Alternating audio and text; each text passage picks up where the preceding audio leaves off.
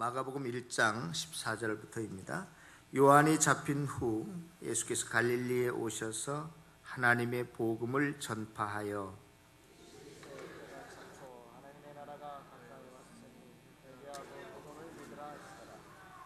갈릴리 해변으로 지나가시다가 시몬과 그 형제 안드레가 바다에 금을 던지는 것을 보시니 그들은 어부라.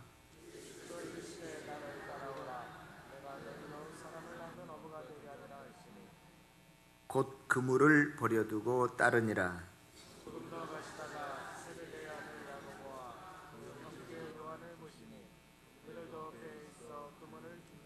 우리 다 같이 20절 함께 읽겠습니다. 곧 부르시니 그 아버지 세베대를 품꾼들과 함께 배에 버려두고 예수를 따라가니라. 아멘.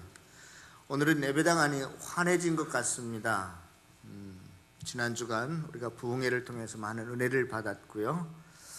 또 가정교회 특강을 통해서 우리 교회가 어디에 포커스 초점을 두고 나아가는지, 또 그것을 이루기 위해서 우리가 무엇을 어떻게 해야 될지를 제가 우리 초원지기들과 함께 공유할 수 있어서 너무나 좋았던 그러한 시간이었습니다. 다들 바쁘시고 힘드시고 또 피곤하신데, 어려운 상황 속에서도 어떤 분들은 조퇴도 하시고 또 어떤 분들은 휴가까지 내어서 그 부흥회에 참석하신 여러분들의 소원과 기도의 제목과 모든 문제들이 다 해결되어지기를 축복합니다. 다 이루어지기를 축복합니다. 여러분들이 간구하는 것보다도 더 많은 복이 여러분들의 삶 속에, 가정 속에 임하기를 바랍니다. 자, 오늘 본문으로 돌아갔어요. 오늘 본문에 보면, 오늘 본문에 나타난 예수님께서는 아마 이 땅에 오셔서 한 30세쯤 되었을 때부터 드디어 이제 본격적인 공개적인 삶, 어떤 공식적인 삶, 그것을 우리는 공적 사역이다 그러는데, 그러한 공적 사역이 이제 하나님의 아들로서 시작을 하고 계시는데요. 바로 이때 첫 사역으로서 예수님께서 첫 설교자로서의 어떤 메시지 선포와 또 예수님의 제자를 부르시는 사건이 저와 여러분들이 오늘 읽은 본문의 기록 내용입니다. 똑같은 병행 구절인 마태복음에서는 뭐라고 오늘 본문이 나와 있냐면, 회개하라, 무엇이 가까웠느니라, 천국이 가까웠느니라, 그렇게 기록되어 있는데, 오늘 본문 마가복음에서는 이렇게 기록되어 있어요. 때가 찼고 하나님 나라가 가까웠으니 회개하고 복음을 믿으라. 비슷한 것입니다. 실은 하여튼간에 마태복음은 오늘 본문에 나타나 있는 설교라고 한다면, 이 설교의 주제, 제목이 있다면 우리가 뭐라고 붙일 수 있겠어요?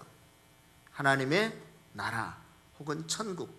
마태복음에서는 왜 천국이라고 했냐면, 저와 여러분들을 위해서 기록된 책이기도 하지만 1차적으로 마태복음 유대인들, 히브리인들이 읽도록 편지를 썼어요. 성경을 기록했거든요. 그런데 히브리인들은 하나님이라고 하는 이름이 나오면 그것을 차마 읽지도 못했어요. 하나님이라고 하는 단어를 쓰려면 붓을 다시, 지금까지 쓰던 붓을 깨끗이 빨아가지고 새 잉크를 찍어서 기록할 만큼 하나님에 대한 경각심, 두려움을 가지고 살았던 민족이기 때문에 그 하나님이라는 단어를 실은 발음하지도 못했고, 아도나이 이렇게 바꿔서 발음도 했습니다. 그래서 그 히브리인들에게 하나님이라고 하는 단어를 대치해서 하늘이라고 이제 말하고 있어요. 그래서 천국, 하늘 천자를 써서 천국, 나라국자, 하늘나라라고 이야기했던 거예요. 그러나 오늘 본문에서는 그냥 하나님의 나라, 그렇게 말하고 있습니다. 그러면 이 천국, 하나님의 나라라고 하는 것이 과연 무엇인가? 제가 초등학교 다닐 때는 이렇게 배웠어요. 나라에는 3요소가 있는데, 첫째 뭐가 있어요? 저기 초등학교 선생님 대답해 보세요. 내가 초등학교 다닐 때 배웠던 게 있어요. 나라의 3요소는 첫째, 국민이 있어야 된다. 백성이 있어야 된다. 두 번째는 뭐예요? 영토, 땅이 있어야 된다. 세 번째는 주권이 있어야 된다. 그렇게 배웠어요. 그래서 이 나라에는 이 세 가지 요소가 한 가지만 빠져도 안 돼요. 우리가 일제강점기에 뭘 잃었어요? 나라를 잃었어요. 그런데 우리나라 땅에 우리나라 사람들이 살고 있었는데도 뭘 잃었다? 나라를 잃었다. 이 말은 뭘 잃어버렸다는 거. 그 중에 한 가지, 주권을 잃어버렸다는 것이거든요. 성경도 이와 비슷하게 나라라고 하는 이야기가 이제 여러 번 등장하는데, 특별히 구약 성경에 보면 창세기 10장에서 노아의 때 하나님께서 모든 우주 만물을 다 기식 있는 것들을 심판하시고 죽이시고 방주에 있는 사람들, 노아의 8가족들만 땅으로 나오게 됩니다. 그때 보면 하나님께서 노아의 자손들을 여러 나라로, 민족으로 나누어서 살게 하시는데요, 그때 보면 처음 나라라고 하는 단어가 나와요. 히브리 단어에서 나라라고 하는 단어는 말쿠트라고 하는 단어인데, 거기에서 나오는 것도 무슨 민족이니 무슨 땅의 개념보다는 통치, 다스림에 대한 그러한 개념만 있어요, 성경은. 그래서 성경은요, 예수님께서 이렇게도 말씀하셨습니다. 사람들이 뭐라고 막 예수님을 이야기하시니까, 야, 가만두어라. 나의 능력으로는 이 돌멩이들도 하나님의 백성으로 만들어서 나를 찬송하게 할 수 있다, 그렇게 말씀하십니다. 그래서 성경에서 나라라고 이야기할 때는 백성이나 땅은 별로 의미가 없어요. 거의 의미가 없습니다. 구약 성경에도 보면 이스라엘 백성들이 망하게 되는데, 그것은 왜 망하게 되느냐? 땅을 잃어서도 아니고 사람이 죽어서도 아니고 하나님의 통치를 거부했을 때 이스라엘 나라가 망했다, 이렇게 말합니다. 그러므로 여러분들이 성경에서 천국, 하나님의 나라를 이야기할 때는 항상 하나님의 통치, 다스림을 의미하는 것이다. 여러분들이 그렇게 받아들였으면 좋겠어요. 사사시대의 특징이 뭐였죠? 제가 여러 번 이야기했죠. 이제 마가복음에 들어오기 전에 우리가 사사기를 계속 연속적으로 설교를 들었는데, 사사시대의 특징이 뭐라고 그랬어요? 사사시대의 특징, 각기 자기 옳은 소견대로 행했다는 것이거든요. 각기 자기 옳은 소견대로 행했다라고 하는 것은 모든 판단의 기준이 누구라는 거예요? 자기 자신의 생각이라는 거예요. 이 말은 다시 말해서 이스라엘 백성들을 하나님께서 다스린다라고 하는 민족이라고 하는 상징 속에서 이스라엘 나라의 민족의 지도자가 있었지만 그 사람을 왕으로 부르지 않았어요. 특이하게 임금으로 부르지 않았습니다. 그리고 임금 대신에 누가 사사시대의 이스라엘 백성들을 다스렸어요? 사사라고 하는 사람들이. 그런데 그들이 정작 하나님께 통치와 다스림을 받지 않고 이스라엘 백성들이 각기 자기 옳은 소견대로, 자기 마음대로, 자기 생각대로 하나님의 통치를 거부하고 살았어요. 그래서 성경학자들은 이 320여 년 동안 계속되는 이 사사시대를 구약의 영적인 암흑기다, 그렇게 말하는 것입니다. 왜? 하나님의 통치를 거부했기 때문에, 하나님의 다스림 받기를 반항했기 때문에, 거절했기 때문에.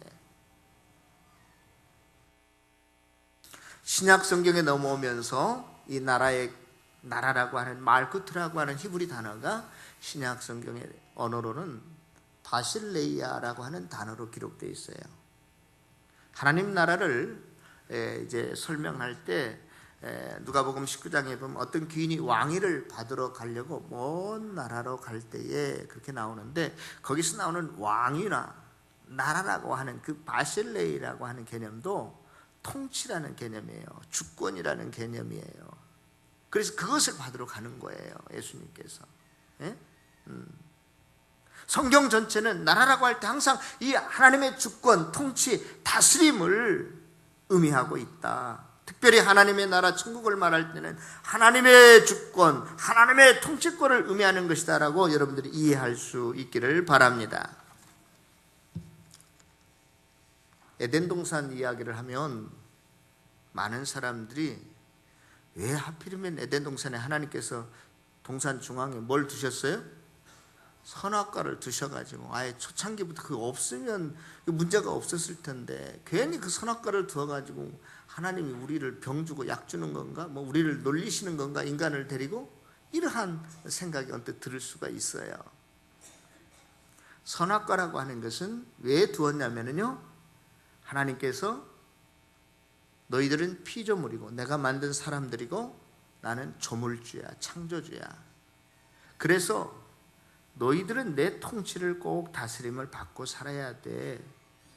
그래서 어떤 피조물과 조물주의 한계, 구분을 결정짓는 하나의 상징적인 나무였어요.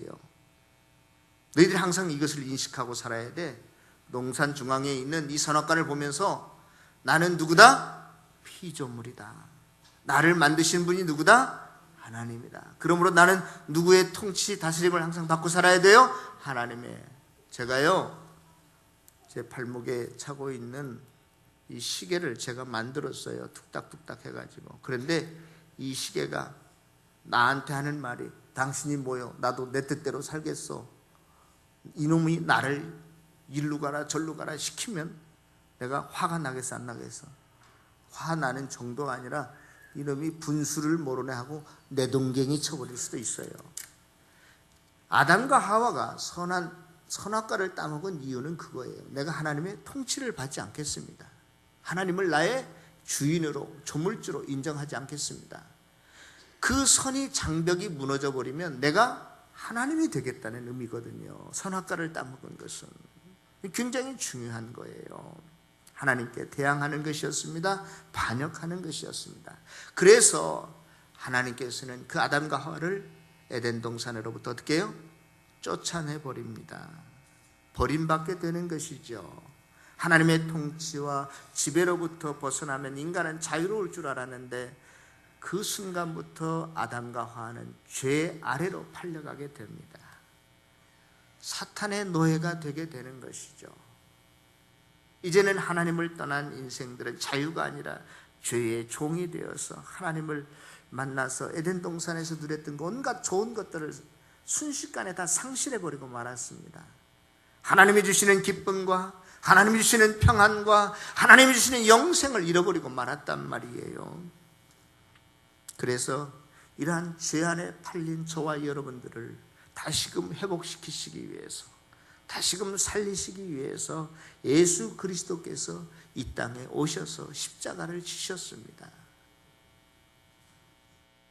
다시 에덴으로 회복시키시기 위해서, 온갖 좋은 것들을 다시 여러분들에게, 우리에게 누리게 하기 위해서 하나님의 통치와 다스림을 받고 영원한 생명과 기쁨을 회복하기 위해서, 하나님의 영광 중에 다시 우리가 들어가기 위해서 예수님께서 이 땅에 오셨다는 말이에요. 할렐루야. 저와 여러분들이 하나님의 통치를 받는 것이 중요합니다. 죄 가운데 허덕이고 있는 모든 인생들에게 죄와 사망으로부터 돌이켜서 회개하고 복음을 믿으라고 하는 이 말은 예수님의 죽음과 부활도 포함된, 더 나아가서 모든 삶의 영역에서 하나님의 통치와 다스림을 받아들이는 사람이 천국 백성이, 하늘의 백성이 되라는 하나님의 초청인 것입니다. 그러므로 사랑하는 성도 여러분, 행여나 저와 여러분들이 지금까지 그저 의미 없이 교회당 문만 밟고 왔다 갔다 했다면 이제부터서라도 하나님 그렇습니다. 내가 예수를 영접한다는 것은 이제 내가 다시금 복음을 믿는다라고 하는 것은 다시금 주님의 통치를 받고 살겠습니다. 주님의 다스림을 받고 살겠습니다. 내 모든 심령뿐만이 아니라 내 모든 삶의 영역에서, 내가 일터에서, 학교에서, 또한 내가 그동안 가지고 있던 모든 이 가치관, 이 잘못된 생각, 철학을 버리고 이제는 내가 새롭게 하나님을 따르겠습니다 라고 하는 고백이 신앙 고백이에요. 여러분들이 교회 안에서만 주여 주여 하고 밖에 나가서는 하나님과 상관없는 삶을 살아가는 사람은 어쩌면 하나님 백성이 아닐 수도 있어요. 왜 한국의 기독교인들이 세상 사람들로부터 손가락질을 당하고, 왜 오늘날 이렇게 기독교가 땅바닥에 떨어져 버리고 말았습니까? 여러분들이 내가 그리스도인이라는 것을 어디 가서도 창피해서 내세울 수가 없게 돼버리고 말았습니까? 저와 여러분들이 있는 삶 현장 속에서 우리가 하나님의 통치를, 하나님이 원하시는 대로 살지 못하기 때문에 이렇게 되어버리고 말았어요.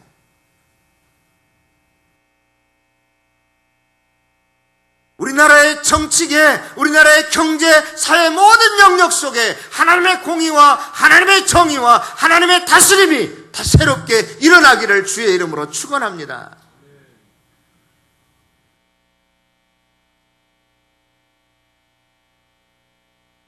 선이라고 하는 것은, 선분이라고 하는 것은 조그마한 점들의 연속이라 그렇게 말해요.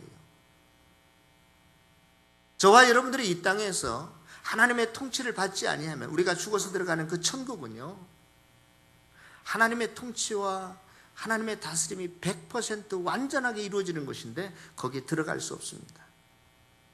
이 심각한 문제예요. 시간의 역사라고 하는 것은 시간들의 연속이잖아요. 그런데 내가 지금 현재의 삶 속에서 하나님의 통치와 다스림을 받지 아니하면 하나님 나라에 들어갈 수 없다 이 말이에요.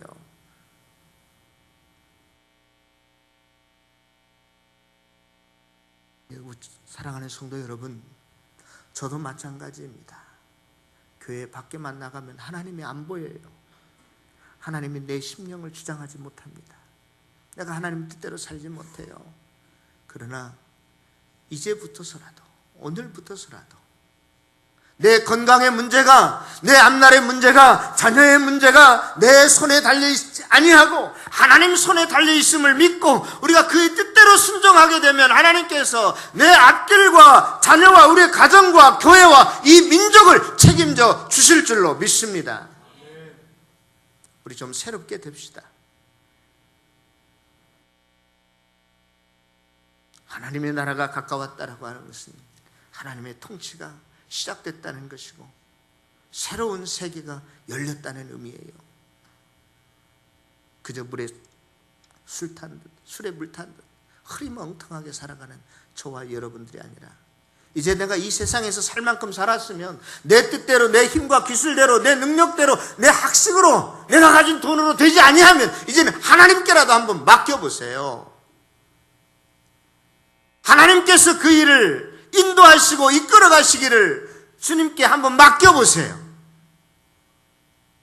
하나님께서 그 자녀를 책임져 주실 줄로 믿습니다. 염려한다고 되는 거 아니에요. 예? 여러분들 자식한테 한번 올인해 보세요. 그게 여러분들 마음대로 됩니까? 여러분들 비즈니스 하는 분들, 사업하는 분들, 돈 벌기를 원하시는데 여러분들 마음대로 돈이 벌려요? 여러분들의 인생을 얼마나 여러분들 뜻대로 살아셨습니까? 지금까지 얼마나 여러분들의 생각대로 된 게 얼마나 돼요?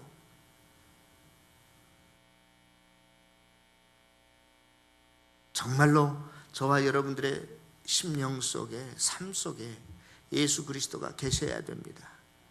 그리고 주님께서 내 마음을, 내 발걸음을, 내 삶을 인도하셔야 됩니다. 여러분들의 인격 속에, 삶 속에 하나님의 통치가 나타나야 됩니다. 여러분들이 이러한 하나님의 인도함과 하나님의 통치와 이끄심과 다스림을 받을 때 비로소 내가 하나님의 백성이구나 하는 믿음이 생겨요. 할렐루야. 내 뜻대로 내 마음대로 사는데 우리가 무슨 하나님의 백성이고 무슨 영생이고 그 안에 천국이 있겠어요. 아직도 그러한 의미에서 하나님께 돌이키지 않은 사람, 하나님께 회개하지 못한 사람, 하나님의 백성이 아닌 사람 다시금 회개하고 하나님을 향해서 돌이키고 하나님의 통치와 다스림 속으로 들어가기를 바랍니다. 그 안에 진정한 평안이 있어요. 하나님의 다스림 안에 진정한 기쁨이 있어요. 감사가 있어요. 내가 지금 어제와 삶이 똑같아도 하나님의 통치 속에 들어가시게 되면 여러분들의 삶이, 얼굴이 바뀌어지게 될 줄로 믿습니다. 그 하나님의 나라를 선포하시고 그 하나님의 나라로 저와 여러분들을 초청하시기 위해서 우리 주님께서 공생애를 시작하시자마자 하나님 나라에 대해서 설교하신 거예요. 회개하라, 천국이 가까웠느니라. 할렐루야. 저와 여러분들 꼭 이 하나님의 통치와 다스림과 인도함을 받고 하나님의 백성으로서 이 땅을 살아갈 수 있기를 다시 한번 주의 이름으로 축원합니다.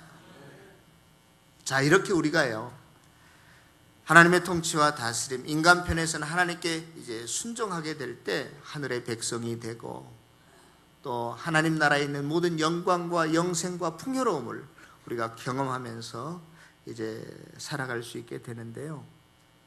이러한 하나님의 나라를 우리가 분명히 깨닫고 받아들이고 또 매일매일 순간마다 하나님의 통치와 다스림 받기를 저와 여러분들이 애쓰고, 그래서 하나님의 백성답게 살아가는 것도 중요하지만 하나님께서 저와 여러분들을 하나님의 백성으로 삼으신 중요한 이유와 목적이 하나 있어요. 우리가 그것을 이루며 또한 살아가야 됩니다. 하나님께서는 하나님의 나라가 날마다 확장되기를 원하시는데요, 많은 사람들이 하나님의 백성 안으로 백성 되기를 원하시고 하나님의 나라가 그래서 더 늘어나기를 원하시는데요, 그 일을 하나님 혼자서 하지 아니하시고 저와 여러분들과 함께 하시기를 원하신다는 거예요. 그래서 공생애를 시작하자마자 하나님 나라를 선포하시고 곧장 그 뒤에 보면 제자들을 부르시는 거예요. 할렐루야. 그래서 저와 여러분들의 그 역할을 보고 천사도 저와 여러분들을 부러워한다 그랬어요. 그 일을 감당하지 못하면 주님께서 저와 여러분들을 하나님의 백성으로 부르신 하등에 아무런 이유가 없어요. 저와 여러분들 영혼 하나만 딸랑 구원 얻기 위해서 부르신 게 아니라 부르신 이유와 목적이 있어요. 그 일을 이루면서 살아가는 저와 여러분들 되어지시기를 바랍니다. 누구를 부르셨다고요? 제자를 불렀다고요. 오늘 본문 보니까 예수님께서 갈릴리 해변으로 지나가시다가 시몬과 안드레가 바다에 그물 던지는 것을 보시고, 그들은 어떤 사람이었어요? 어부는 뭘 잡는 거예요? 물고기를 잡는 사람들이지 않습니까? 그런데 그 예수님께서 그들을 향해서 이렇게 말씀하십니다. 나를 따라오너라. 내가 너를 사람 낚는 어부가 되게 하라. 사람 낚는 어부, 우리가 잘 아는 것처럼 오늘 그 시몬과 베드로뿐만 아니라 그 뒤에 보면 야고보와 요한도 예수님께서 부르시는데 결국 이 부름받은 사람들이 다 예수님의 뭐가 돼요? 제자가 됩니다. 주님께서 저와 여러분들을 단순히 한 사람이 아니라 제자로 부르시기를 원하신다는 사실을 믿을 수 있기를 바랍니다. 저를 보세요. 여기가 1학년 일반, 삼손초등학교 1학년 일반 학생들이라고 다 생각합시다. 그런데 여기 경동고등학교 3학년 일반 학생들이라고 생각합시다. 이 안에 지금 300명의 숫자가 이렇게 있는데요, 대학교 입학할 때 뭘로 입학이 돼요? 수능 성적 시험으로 입학이 돼요. 그런데 여러분들이 1등 하기가 좋아요? 꼴등 하기가 좋아요? 1등 했으면 좋겠어요? 꼴등 했으면 좋겠어요? 이왕 학교 다니는 건데 어떤 놈은 꼴등? 인생을 포기한 놈이야, 그 놈은. 1등 하고 싶어요? 꼴등 하고 싶어요? 선생님이 봐도 1등 하는 아이가 예쁠까? 나 인생 포기했어요 하고 잠자는 놈이 예쁠까? 한번 대답을 해봐요. 제가 선생님이라면 학생들을 놓고 보는데 이 앞에 앉아서 열심히 공부해서 1등 하는 학생이 예쁘겠어요? 예쁘게 보이겠어요? 아니면 늘마다 말 안 듣고 사고치고 말이야 잠자고 저기 구석에 있는 누구같이 저런 놈이 좋을까? 누가 좋을까? 하나님께서도 똑같아요. 하나님께서도 여러분들을 모두 다 훌륭한 학생으로 키우기를 원하시는데 어떤 사람은 따라오고 어떤 사람은 못 따라오는 사람이 있어. 똑같은 인생을 사는데 왜 우리가 그렇게 살아야 돼요? 다른 사람한테 무시받고 미움받고 살아야 될 이유가 없잖아요. 우리 한번 열심히 공부해 봅시다.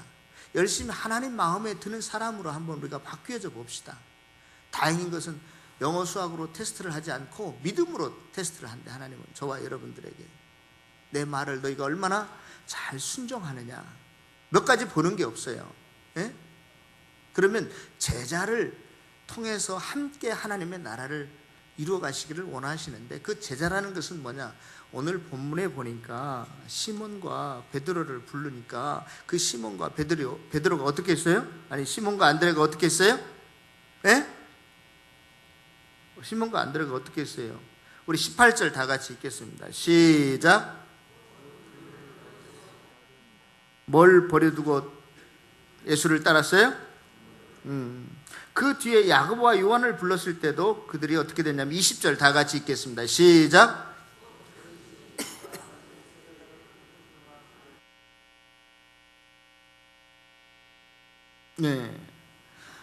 유명한 역사가 요세푸스는요, 그 당시 갈릴리 바다에서 고기를 잡던 어부들이 많았고, 또 뭐 그렇게 뭐 무한정 큰 갈릴리 호수가 큰 호수가 아니라 폭이 한 11km, 그 다음에 이 길이가 한 22km, 그 다음에 그 뺑 둘레가 한 53km 정도 되는 그런 조그마한 호수니까 그 호수에 무슨 배가 무한정 떠 있을 수 없잖아요. 그래서 쿼터제 양을 제한했어요. 그래서 한 330척 정도 있었던 것으로 추정합니다. 그리고 그 배의 크기는 보통 한 1톤 정도, 한 사람이 한 10명 정도 내 타서 고기를 잡고 운반하고 그러한. 그런데 여러분 보십시오. 예를 들어서 어떤 것을 제한하게 되면 예를 들어서 서울특별시 안에 개인용 영업택시 허가를 만약 100대만 내준다 그러면 돈이 잘 벌리겠죠. 그렇죠? 서로들 그 개인용 택시 운전수가 되면은 서울 시내 100대밖에 안 되니까 얼마나 영업이 잘 되겠어요. 그렇죠? 그런 식이에요. 정부에서 갈릴리 바다에 그 당시 배를 띄울 수 있는 허가제로 운영을 했는데 한 330척 정도 있었어요. 그런데 실은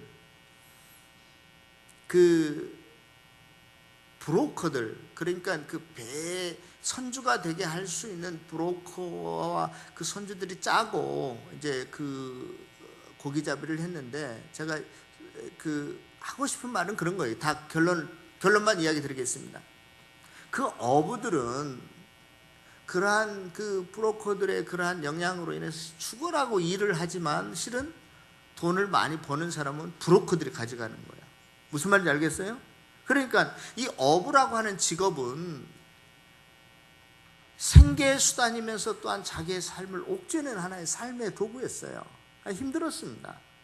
그 당시에도 천민들이나 종사하는 그러한 직업이었어요. 그러나 그것 없으면 굶어 죽어야 돼. 그건 맞아. 그런데 오늘 주님이, 예수님께서 너 나를 따라오너라 라고 부르니까 그거 어떻게 해요? 버려두고. 네? 그 뒤에 나오는 야고보와 요한은 아버지하고 함께 일했던 것 같아요. 아버지 또 품꾼들도 있었어요. 그렇죠? 왜냐하면 그 배를 움직일 때는 최소한 30명 이상이 있어야 그 그물을 내리고 올려야 되니까 품꾼들과 또 배까지도 다 버리고 예수님을 따랐다. 그러므로 제자는요, 뭘 하기 이전에 어떻게 해야 되겠어요? 그거 버려야 돼요. 다 같이 따라요. 버립시다. 버린 게 하나도 없어요. 내가 보니까. 버립시다. 내 자식도 버리고요. 예? 내 부모도 버리고요. 내가 가지고 있는 돈도 버려야 돼요. 예? 누가복음 14장 26절에 예수님께서 제자가 되는 방법을 말씀하셨어요. 물은 내게 오는 자는 자기 부모, 처자, 형제, 자매와 더욱 자기 목숨까지 미워하지 않으면 능히 너희가 내 뭐가 되지 못하고 제자가 되지 못하고. 아이고 이제 내가 뭐 시어머니 잘됐다 이참에 그냥 갖다 내다 버려야 되겠다, 그러한 말은 아니거든요. 우선순위가 하나님, 모든 매사에 하나님이 앞에 있어야 된다는 거예요. 너희가 자식 밥 차려주는 것보다도 하나님께 나와 예배하는 것이 먼저여야 된다는 것이지, 자식이 무슨 굶든 말든 뭐 시어머니를 갖다 버리라 그런 이야기가 아니에요. 우선순위에 관한 이야기입니다. 이것은 잠자는 것보다도 기도하는 것이 더 우선돼야 된다는 이야기죠. 자식들한테는 스마트폰 50만 원이요, 60만 원이요, 뭐 100만 원이요, 그 떡떡 잘 사주면서 하나님 앞에 돈 10,000원 주일헌금 드리기는 굉장히 아까워해. 이게 뭐냐? 우선순위의 차이예요. 우선순위의 차이. 하나님을 사랑하지 않아서가 아니라 하나님을 사랑하되 100번째로 사랑하는 거지. 제일 먼저 사랑하는 게 내 자식, 그 다음 내 집 사는 거, 그 다음 그 다음에 뺑 꽁지에 시간이 남으면, 물질이 조금 있으면 뭐 하고 없으면 안 해버리는 거. 그렇게 해서는 제자가 될 수 없다는 거예요. 주님의 말씀에. 여러분들 한번 하나님께 자기의 생명과 일생과 가정을 한번 맡겨보세요. 한번 투자해보세요. 여러분들이, 제가 보니까 연세 드신 분들이 많은데 그러니까 실패했잖아요, 인생을. 여러분들 성공하셨어요? 이제라도 하나님께 맡겨보세요. 그것을 하나님의 제자가 되어보세요. 그러면 하나님께서 그 모든 것을 책임져 주신다니까요. 그 믿음이 죽을 때까지 없으면 그냥 그것으로 끝나는 거예요.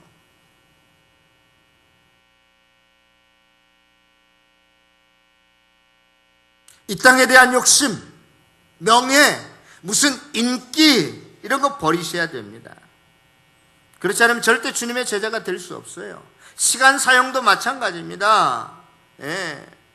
내가 직장에 가서 일하고 학교에 가서 공부하고 그 모든 노력이 과연 무엇을 위한 거예요? 단순히 내 야망을 이루기 위한 거예요? 그거 며칠 못 가요. 그거 이루어도 그거 좋지 않은 거예요.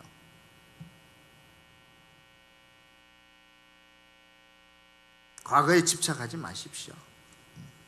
이제 여러분들이 실패할 만큼 다 실패하셨어요. 여러분들이 아직 젊습니까? 여러분들이 실패하지 않고 시행착오 겪지 않고 성공적인 삶을 살려면 하나님의 뜻에 따를 수 있기를 바랍니다. 철저하게 주님께 자기를 헌신할 수 있기를 바랍니다.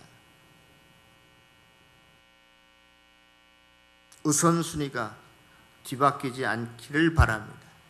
제일 첫 자리에 항상 주님이 맨 앞에 있을 때 여러분들이 성공할 수 있어요. 마태복음 6장에 보면 너희들이 무엇을 먹을까 입을까 마실까 염려하지 말라고 그랬어요. 이는 누구나 하는 것이에요? 이방인들이나 하나님을 알지 못하는 사람들이나 하는 것이라고 그랬어요. 공중에 날아가는 새를 봐라. 누가 그걸 먹이고 기르느냐? 잘만 먹고 잘만 크지 않느냐? 에? 드레핀 야생화 하나를 봐라. 얼마나 아름다우냐. 이스라엘 역사에서 최고의 호사를 누렸던 솔로몬이 입었던 그 왕이 입었던 의복보다 더 화려하단 말이야. 너희들이 염려한다고 키가 크냐? 1cm라도 더 크냐? 아니라는 거예요. 그러면서 하시는 말씀이 결론적으로 너희는 먼저 그의 나라 하나님의 나라와 의를 구하라. 그리하면 이 모든 것을 너희에게 더하시리라. 할렐루야. 그동안 인생들이 믿음 없는 사람들이 구했던 것이 뭐예요? 무엇을 먹을까 입을까 마실까 어떻게 하면 키가 좀 클까 내 자식이 잘 될까 였는데 내가 생각하고 있는 것보다도 더 하나님께서 잘 되게 해주시겠다는 거예요.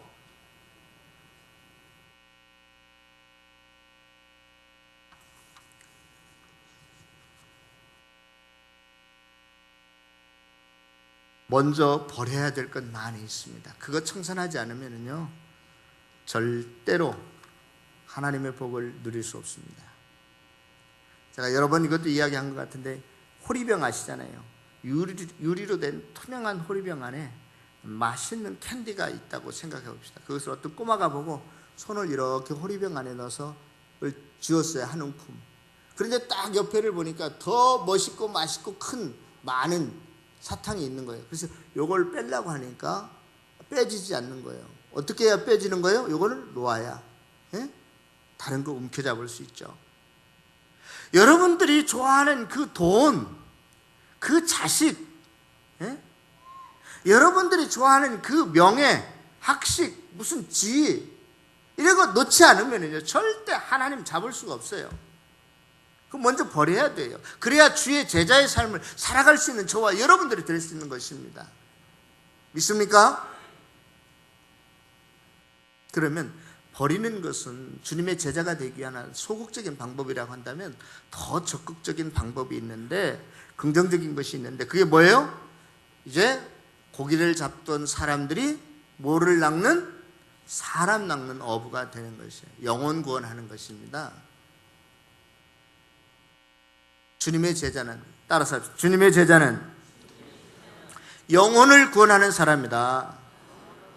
요한복음 15장 8절에 너희가 열매를 많이 맺으면 내 아버지께서 영광을 받을 것이요 너희는 내 제자가 되리라 그랬어요. 이 교회 안에서도 20년 30년 교회를 다니고 4대째 내가 저처럼 예수를 믿고 그게 말짱 꽝이에요. 뭐가 없으면? 영혼의 열매가 없으면.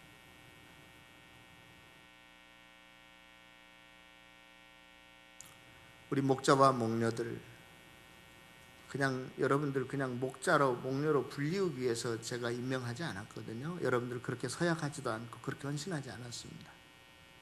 왜 열매가 없습니까? 저를 포함해서 영혼 구원에 대한 관심이 없기 때문에 그래요. 그것을 위해서 헌신하지 않습니다. 우리가 맨날 이렇게 10년, 20년 다녔으니까 그냥 그렇게 다니는 거죠, 습관적으로. 저와 여러분들이 의식이 변하지 않으면 절대로 이거 할 수 없습니다. 내가 돈 버는 것도, 내가 결혼하는 것도 영혼 구원을 위해서 결혼한다, 그렇게 생각하세요. 왜 목장 모임을 갖죠? 그냥 구역 모임, 다른 사람들 뭐 이상하게 우리 교회 처음 오신 사람들 목녀가 뭐야? 목 매달아 죽은 여자야? 뭐 이렇게도 인식하는데 왜 우리가 그런 이상한 이름을 부르면서 왜 그렇게 우리가 목장 모임을 갖습니까? 무엇하기 위해서? 영혼 구원하기 위해서 한데 영혼 구원이 이루어지지 않는 거예요. 우리가 삶을 나누는 것도 영혼을 구원하기 위해서 그러는 것이거든요. 그러니까 여러분들이 먼저 VIP에 대한 관심이 없으면 정말 우리 교회가 이대로 가면 이대로 가다가 망할 수 있어요. 오늘날 유럽 교회가 수천 명, 수만 명 들어가는 교회가 다 박물관이 되어버리고 이슬람 교회로 팔리고 사원으로 변화되고 이렇게 뭡니까? 영혼 구원하지 않기 때문에 그런 거거든요. 여러분 생명 걸고 한번 해보세요. 먼저 우리가 제자의 삶을, 저는 다른 건 몰라도요, 선교단체에서 자라난 사람이에요. 그래서 제자 훈련하면 내가 눈 감고도 10년, 20년 여러분들을 가르칠 수 있어요. 근데 이거 가지고 되지 않는 것 같아요.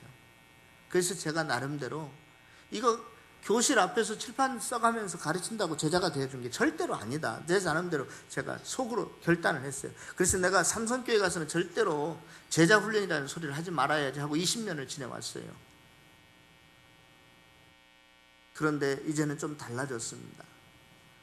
제자는 제자되 영혼 구원하는 제자 만들면 되는데 내가 지금까지는 학자를 키웠구나. 제자를 키운 게 아니라 학자를 키웠어요. 우리의 머리가 커진다고 하나님의 뜻을 이루는 사람 아닙니다. 제자가 되는 거 아니에요. 뭘 구원해야 돼요? 영혼 구원해야 돼요. 영혼 없으면은요, 아무리 말을 잘하고 겉으로 번지르르 해도 그 하나님 앞에 인정 못 받습니다.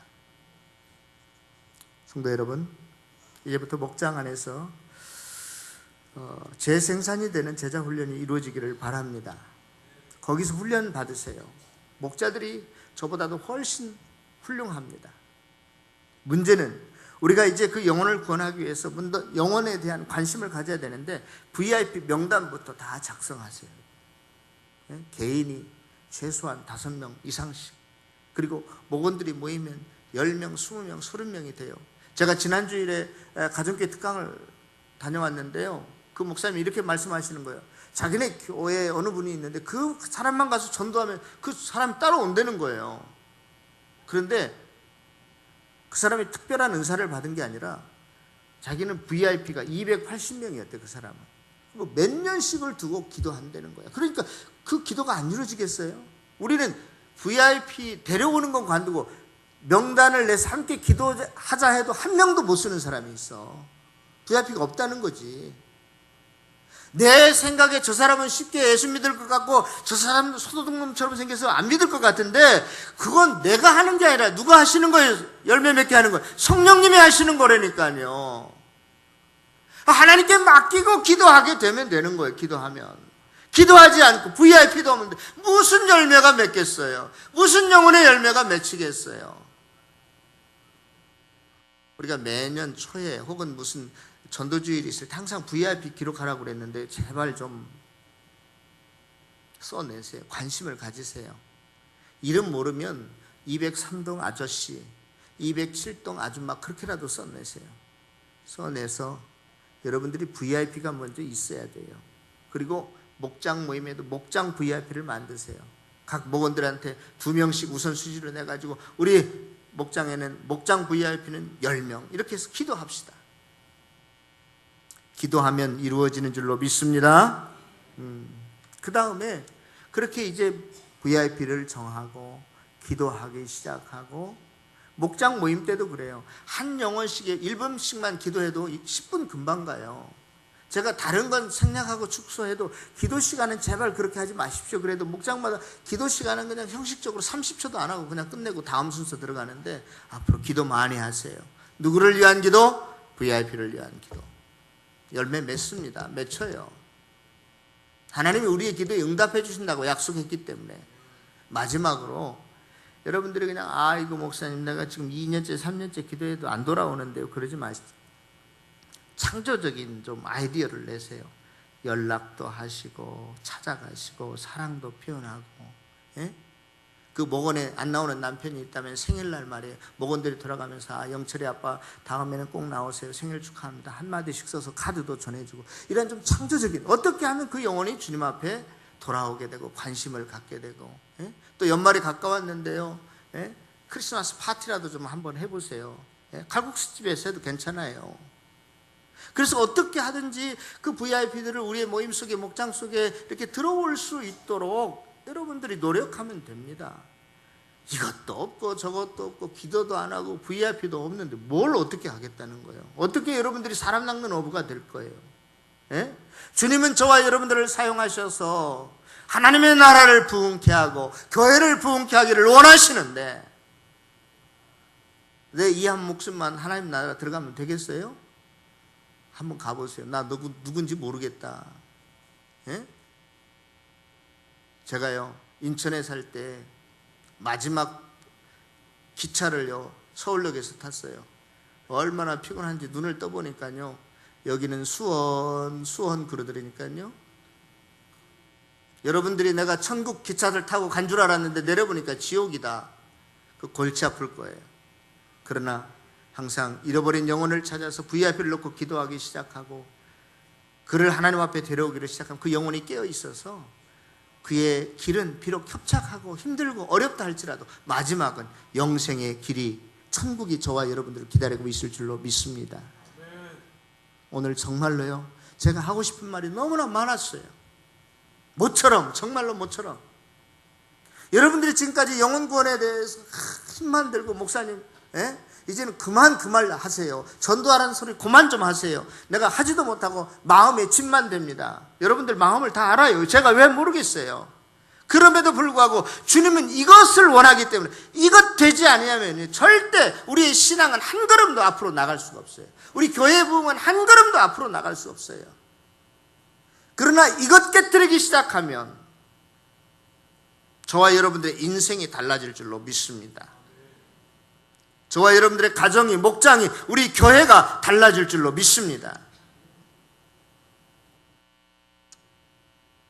하나님의 나라를 선포하러 오신 주님의 메시지 기억하시고 또 그 하나님의 나라를 함께 확장하기 위해서 저와 여러분들을 제자로 부르시는 하나님의 음성을 들으면서 마지막 그 순간까지 나에게 맡겨진 그 사명을 감당하면서 살아가는, 이 땅에 큰 부흥을 일으키며 살아가는 주님의 제자들이 다 되어지시기를 다시 한번 주님의 이름으로 축원합니다. 기도하겠습니다.